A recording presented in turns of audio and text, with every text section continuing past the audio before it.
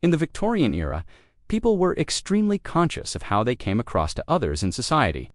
They developed all kinds of rules to make sure that they did not cause offense or embarrassment. Some of these rules have survived to this day, such as using a correct fork for salad. But most of them are now forgotten and might seem rather bizarre. Here are some secrets behind the weird Victorian etiquette rules we've all been following without knowing it. Number 1. The host should never speak while guests are eating.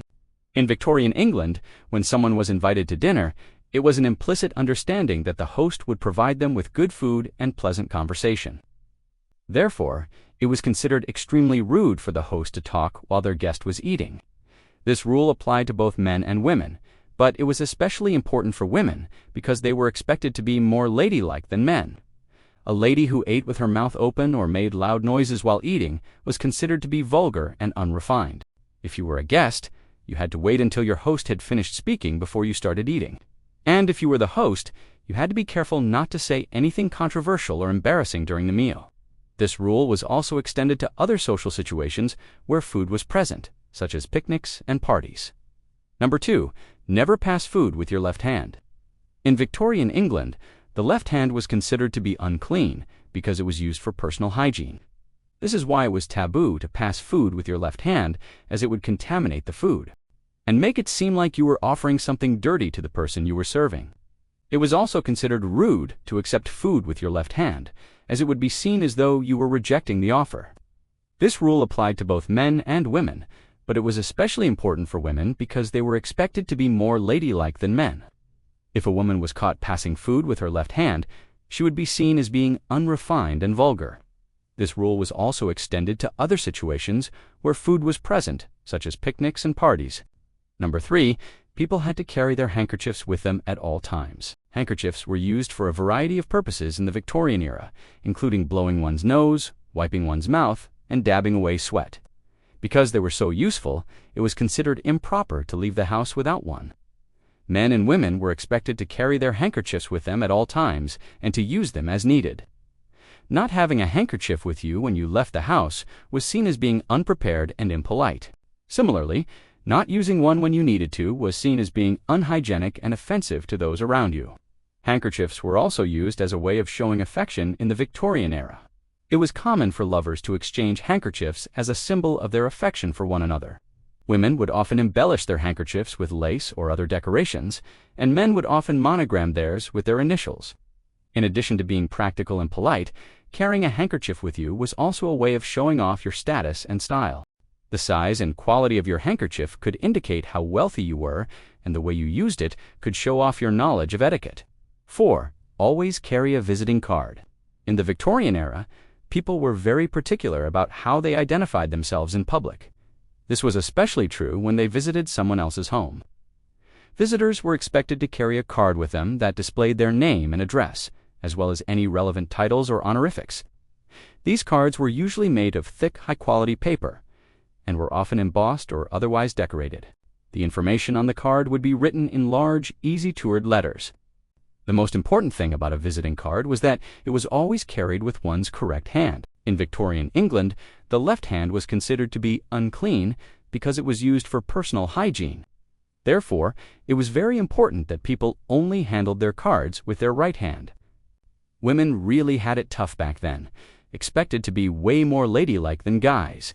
A woman using her left hand for her card would be seen as pretty uncouth and lacking class. Visiting cards were also used as a way of showing off one's status and style. The size and quality of the card could indicate how wealthy you were, and the way you presented it could show off your knowledge of etiquette. Number 5. You must serve dessert on a separate plate. When it comes to serving dessert, there is a lot of confusion about what to do and what not to do. But one thing that is for sure is that you should never put dessert on the same plate as the main course. Doing so would be a major faux pas in Victorian England. There were specific plates for each type of food, and it was critical not to mix them up.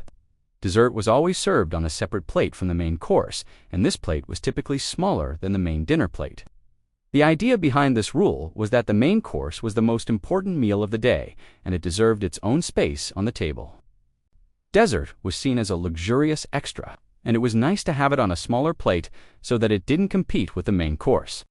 Number 6. After a woman has been widowed, she will wear only white or gray for the next 2 years. In Victorian England, a woman's clothing was a reflection of her marital status.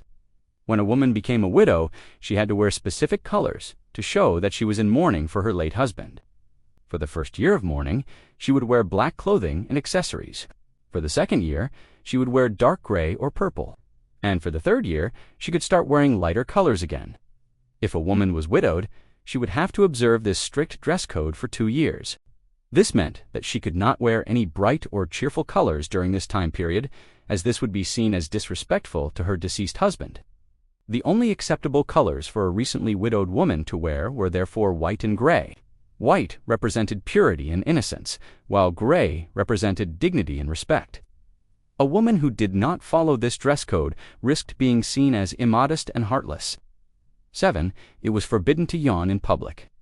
In Victorian England, yawning was seen as a sign of laziness and bad manners.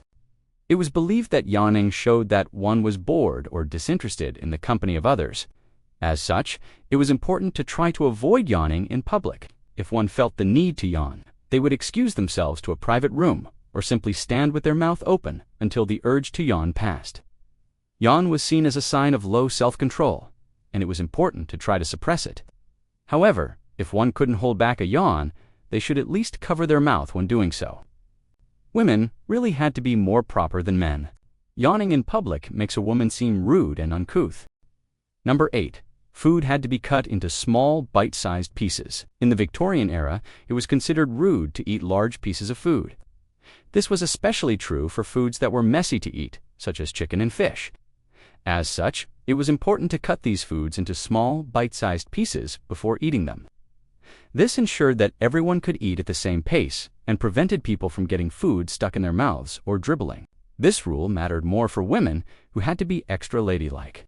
A woman caught munching big bites might be seen as rude. Number 9. The person who enters a room first must curtsy or bow. In Victorian England, it was important to show respect to others through one's actions. This was especially true when entering a room. The person who entered the room first was expected to curtsy or bow to show respect to the other person or persons already in the room. This was true whether the person entering the room was male or female. However, women were expected to curtsy while men were expected to bow. If a person failed to curtsy or bow upon entering a room, they would be seen as being rude and disrespectful. Number 10. You should never blow your nose in public. In Victorian England, blowing one's nose was seen as a sign of bad manners. It was believed that blowing one's nose in public showed a lack of self-control and was very crass. If someone felt the need to blow their nose, they would excuse themselves to a private room.